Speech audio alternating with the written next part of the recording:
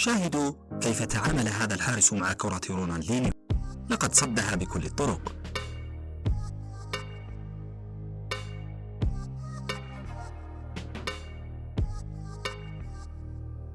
هذا الحارس بارع في التصدي لضربات الجزاء.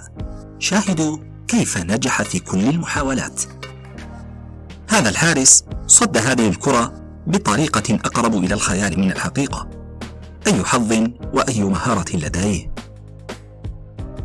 شاهدوا كيف تصدى سواريز لهذا الهدف بيده وكأنه حارس، وحصل على البطاقة الحمراء، لكنه أنقذ الفريق من هدف محقق، خاصة وأن الفريق الخصم ضيع ضربة الجزاء.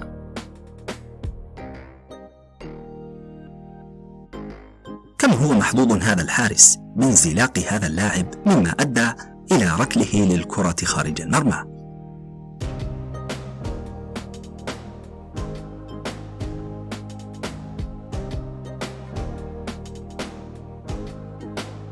يبدو لي أن هذا اللاعب لا يريد تسجيل هذه الضربة لكونه وضعها بين يدي الحارس.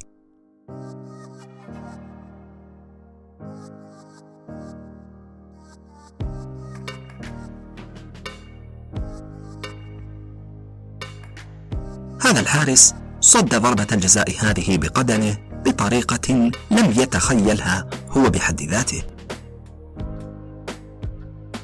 كم هو ذكي هذا الحارس وسريع الاستجابة. لقد صد هذه الضربة بقدمه في آخر لحظة. شاهدوا كيف فشل روبن لاعب بايرن ميونخ في هذه الركلة، وكيف استطاع الحارس أن يسيطر عليها.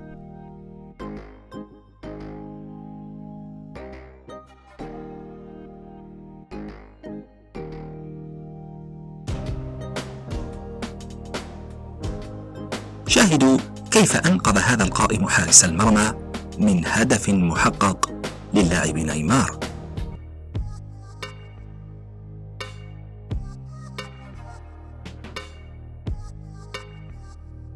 شاهدوا كيف أضاع مبابي الضربة الأخيرة من ضربات الترجيح، مؤديا إلى خسارة منتخبه أمام سويسرا.